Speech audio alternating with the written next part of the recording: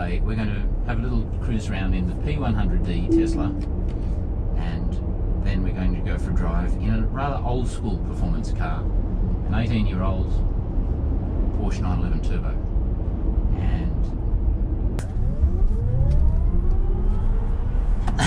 that's 100k. Yeah. That is just, what's the word I'm looking for? Ludicrous. That's the word. That is just crazy. All right, let's hop in.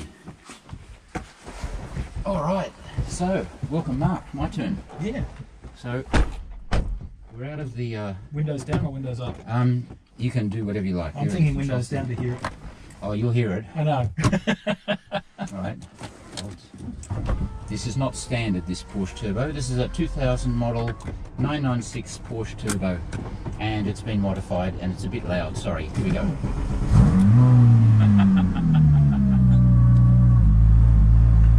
Can you still hear me? What? I'll put the window up.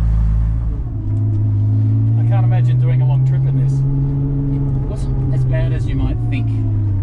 So the numbers are, standard these cars have 430 horsepower. This one has, on the dyno, 668 horsepower, and it weighs 1,560 kilos. Yep. So compared to your Tesla, which has around 700 horsepower, we're just talking horsepower, not torque at the moment. Yep. But it's 2.2 tons, so comparable there. Now the thing is with torque, tricky clutch. Torque, you've got a monster, like 900 newton meters or something. From zero. Yeah. From when you launch. Yep. This has also got a lot of torque, 780. Which is bloody good. But at what revs? At around 3.5. Yep. So you got to get it on the But it's only got half that at 3,000. So you're pottering along, going, okay, this is fun. What I had forgotten about was the driving sideways over driveways, because that's actually another function that they put in the Tesla, which I absolutely love. That is the GPS aware suspension. Oh yeah. Okay. So it knows bumps. It learns. It learns. So if there's a bad speed bump, you raise the suspension and go over it. Next time you come to it, it'll raise the suspension as you drive up.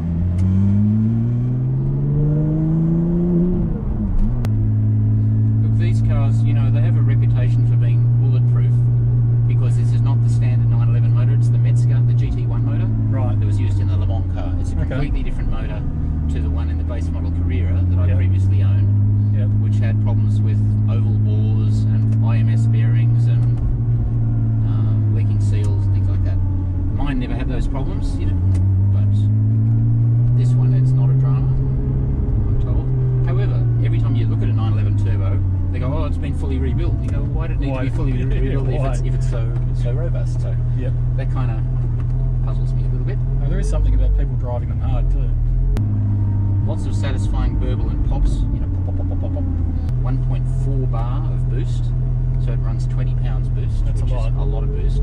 I want to back it down a little bit. I want to quieten it down, take out a bit of boost, just to make it a little bit less frenetic when you're on the power. But you can see it's very trackable, comfortable. Yeah, lady in the fourth row.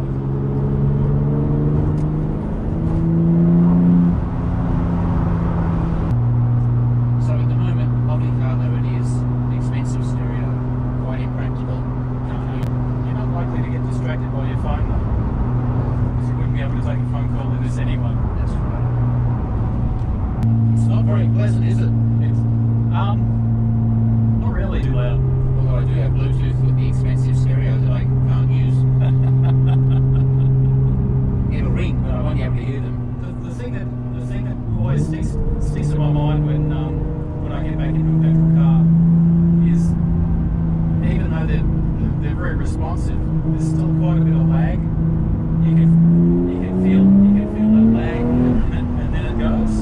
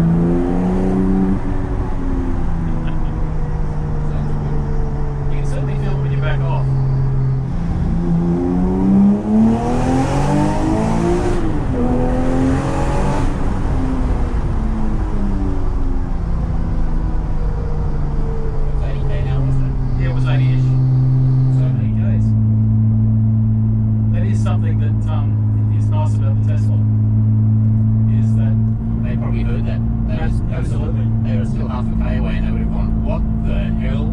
Yeah. And then we still passed at 72 k's an hour. Yes. Alright, so that's the experience. So, summing up, pop, pop, pop, bang, pop, bang. This is brutally fast. So, to sum it up, have I convinced you? Are you coming back to get for cars again? No. I haven't sold you. No. It'd still be within the road limits and within your limits, if that makes sense. It is brutal. It's fun, isn't It is.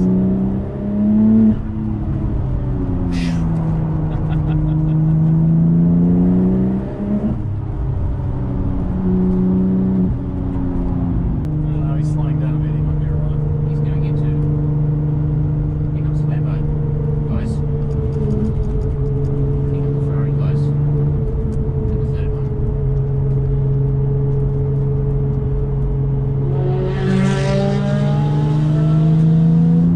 They're going to get done. Yep.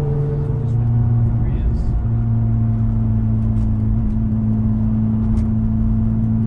is. So, they're both really sure-footed, fast cars. Absolutely. But it's the Tesla's just more comfortable going about its business. This is just a big racket. It's just attracting attention. You don't want to be a shy peddle in this. No. You are going to attract attention. Yeah. But to get the most out of this, you're going to bring its neck as well. And then everybody's going to know. Yes. So, yeah, yours is the Iron Fist in a velvet glove. This is the Iron Fist Without the glove. with no glove. So that's the story. So if you're thinking about buying an 18-year-old Porsche or a couple of year old or a brand new Tesla P100D, you're going to get very similar performance out of the cars, but one of them is going to make your life a lot more comfortable. And attract a bit less You'll attention. notice that we drove responsibly and didn't even take the bait when a bunch of Ferraris come past at speed. And you're probably disappointed that we didn't drag race the cars one against the other, but here's the conclusion. And bearing in mind these are both cars capable of running the quarter mile in 11 seconds or maybe even a high 10. These are very fast cars. In any real world exercise, the Tesla's quicker.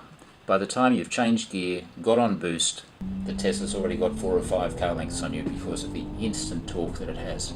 It's just so responsive. Beyond 140, 150 k's an hour, the turbo gets up and boogies, pulls a lot harder, reels the Tesla in and runs away. But that's not the real world. Both great cars. But in practical terms, if you just want to get up and get places quickly, the Tesla does it so easily.